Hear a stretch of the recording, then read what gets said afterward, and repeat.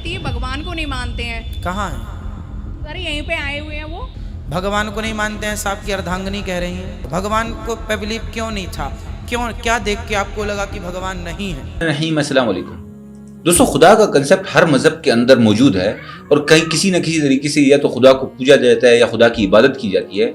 आज की वीडियो भी इसी के बारे में है, जिसमें एक औरत पंडित से सवाल कर रही है कि उसका हस्बैंड जो है वो खुदा को नहीं मानता है, तो उसे कुछ बताएं। तो देखिए, पंडित का उससे सवाल और जवाब सुनिए। उसके बाद हम आपको दिखाएंगे डॉक्टर जाकिर नाइक साहब से भी इस बारे में पूछा गया, और डॉक्टर जाकिर नाइक साहब से खुदा का कंसेप्ट हिंदू मजहब और मुख्तलिफ मज़ाहिब में पूछा गया। तो डॉक्टर जाकिर नाइक साहब ने उसका बड़ी खूबसूरती से किताबों से हवाले देते हुए बताया। आइए देखते हैं आज की इस वीडियो में। धर्म के कारण कभी कोई कंट्रोवर्सी हमारे बीच में नहीं आई है, और भगवान के आशीर्वाद से मैं चाहता हूं कि आगे भी नहीं आएगा।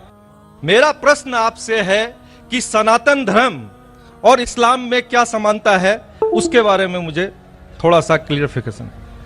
भाई साहब का सवाल है कि उसकी प्लाईवुड की फैक्ट्री है, 3 पार्टनर, एक पार्टनर मुसलमान है, कभी भी कंट्रोवर्सी नहीं है और इंशाल्लाह नहीं आएंगी। उनका सवाल है कि सनातन धर्म और इस्लाम में क्या यकसानियत है, वो जानना चाहते हैं। हिंदू मजहब की सबसे अहम किताब है वेदा। दयानंद सरस्वती ने सनातन धर्म को और आम किया।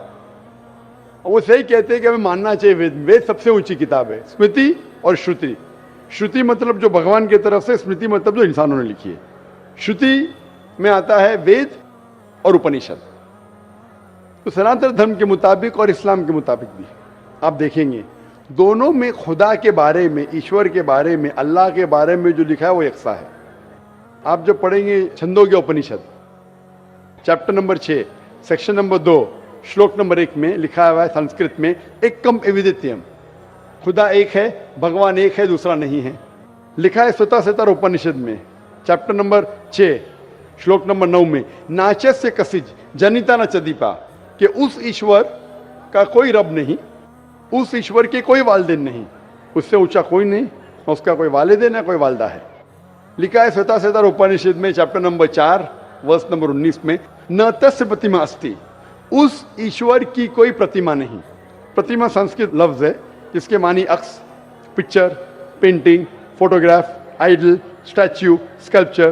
तो लिखा है उस ईश्वर, उस भगवान की कोई प्रतिमा नहीं, कोई अक्स नहीं, कोई पिक्चर नहीं, कोई पेंटिंग नहीं, कोई पोर्ट्रेट नहीं, कोई आइडल नहीं, कोई स्कल्पचर नहीं, कोई स्टैच्यू नहीं। आगे जब आप पढ़ते हैं, ये सारी चीजें कुरान में भी लिखी, मैं उसके ऊपर आऊंगा। ये है ईश्वर के बारे में जो लिखा गया है। उसी तरीके से आप आगे जब पढ़ेंगे यजुर्वेद चैप्टर नंबर 40 वर्ष नंबर 8 और 9 में, उसमें लिखा है अंधात्म प्रविशंति या असंबुद्धि उपास्ते। अंधात्म मीन्स अंधकार, प्रविशंति मतलब दाखिल होना। अंधात्म प्रविशंति या असंबुद्धि उपास्ते, वो अंधकार में दाखिल हो रहे हैं जो लोग असंबुद्धि की पूजा करते। असंबुद्धि मतलब नेचुरल थिंग्स लाइक हवा, पानी, आग। जो नेचुरल थिंग की पूजा करते हैं जैसे हवा, पानी, आग, वो अंधकार में दाखिल हो रहे। और वो श्लोक का कंटिन्यू होता रहा है, वो लोग और घोर अंधकार में दाखिल हो रहे जो संभूति की पूजा करते। संभूति मतलब इंसान की बनाई हुई चीजें, टेबल, चेयर, आइडल, मूर्ति, इसकी पूजा करेंगे तो और घोर अंधकार में दाखिल होंगे। और लिखा है ऋग्वेद में जिल्द number 1 hymn number 164 verse number 46, एकम सत्य विप्र बहुधा विदांते, सत्य एक है, खुदा एक है। एकम सत्य विप्र बहुधा विदांते।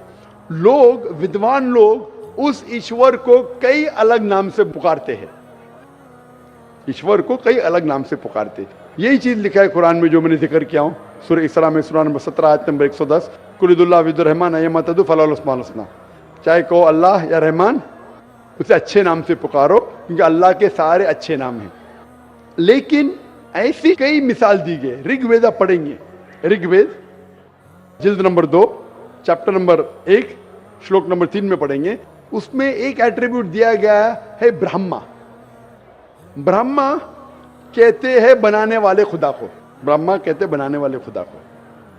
हमें कोई एतराज नहीं अगर कोई कहता है कि ईश्वर बनाने वाला है, उसका तर्जुमा करते अरबी में हो जाता है खालिक, हमें कोई एतराज नहीं।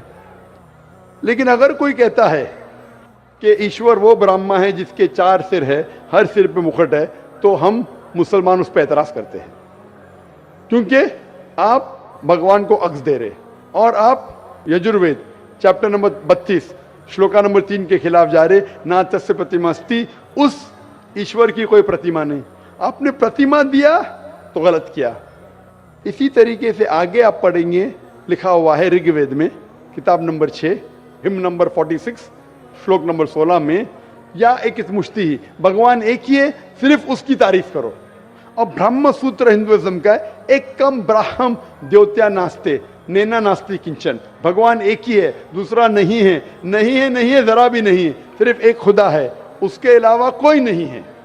अगर कोई मुसलमान से पूछेंगे कि सबसे बेहतरीन क्या डेफिनेशन है खुदा की, अल्लाह की, वो जवाब आपको देगा सूरह इखलास सूरा नंबर 112 आयत नंबर 1 से 4, जिसमें लिखा है कुल हुवल्लाहु अहद, कहो कि अल्लाह एक है, अल्लाह समद, अल्लाह जो बेनियाज है, लम यलिद वलम यूलद, ना वो किसी को जना है ना किसी से जना है, वलम यकुल लहू कुफुवन अहद, उसके जैसा कोई नहीं है। ये 4 लाइन का डेफिनेशन है कुरान मजीद में सूरह इखलास सूरा नंबर 112, जिसमें अल्लाह ताला फरमाते कुल हुवल्लाहु अहद, कहो कि अल्लाह एक है, अल्लाह समद, अल्लाह जो बेनियाज है, लम यलिद वलम यूलद, ना वो किसी को जनता है ना किसी से जना है, वलम यकुल लहू कुफुवन अहद, उसके जैसा कोई नहीं। अगर कोई भी चीज को आप कहते हैं खुदा है, भगवान है, ईश्वर है, अगर ये 4 लाइन के डेफिनेशन में उतरता है, हम मुसलमान को कोई एतराज नहीं मानने के लिए कि वो ईश्वर है, कि वो खुदा है। तो ये सनातन धर्म के खुदा एक है, उसका कोई अक्स नहीं, हूबहू मिलता है कुरान मजीद से। लेकिन मैं एक स्टेप आगे जाता हूं, यहां तक के तो सही है, दयानंद सरस्वती ने कहा ईश्वर के बारे में, मैंने मान लिया। मैंने थोड़ी और रिसर्च किया, मैंने कहता हूं मैं दयानंद सरस्वती और विद्वान हूं, और रिसर्च किया हूं। रिसर्च में लिखा है वेद में, पुराना में, कि एक आखिरी अवतार आने वाले हैं। इसका जिक्र दयानंद सरस्वती ने नहीं किया, क्यों नहीं किया मैं जानता नहीं, लेकिन लिखा है भविष्य पुराना, मतलब जो भविष्य के बारे में आपको कह रही है। अगर आप पढ़ेंगे वेद और भविष्य पुराना और बाकी पुराना, कई जगह आखिरी पैगंबर मोहम्मद सल्लल्लाहु अलैहि वसल्लम का जिक्र है। मैं पूरा तफसीर से हवाले दूंगा तो आसान होगा। आप पढ़ेंगे भविष्य पुराना पर्व 3 खंड 3 अध्याय 3 श्लोका 5 से 8 तक, इसमें मोहम्मद सल्लल्लाहु अलैहि वसल्लम का जिक्र है। आगे पढ़ेंगे भविष्य पुराना पर्व 3 खंड 3 अध्याय 3 श्लोका 10 से 27 में मोहम्मद सल्लल्लाहु अलैहि वसल्लम का जिक्र है। अगर आप पढ़ेंगे अथर्ववेद किताब नंबर 20 खंड नंबर 127 श्लोका नंबर 1 से 14 में मोहम्मद सल्लल्लाहु अलैहि वसल्लम का जिक्र है। इसे कहते कुंटब सुक्तात। अगर आप पढ़ेंगे ऋग्वेद किताब number 1 chapter number 53 shloka number 9 में मोहम्मद सल्लल्लाहु अलैहि वसल्लम का जिक्र है। कई जगह पे उनका नाम से जिक्र है और बड़ी तफसील से जिक्र है कल की पुराना में। आई होप दोस्तों ये वीडियो आपको पसंद आई होगी। अगर वीडियो पसंद आई तो कमेंट सेक्शन में जरूर लिखिए। ऐसी वीडियोस को देखने के लिए हमारे चैनल को लाइक शेयर सब्सक्राइब करें और इजाजत दीजिए। अल्लाह।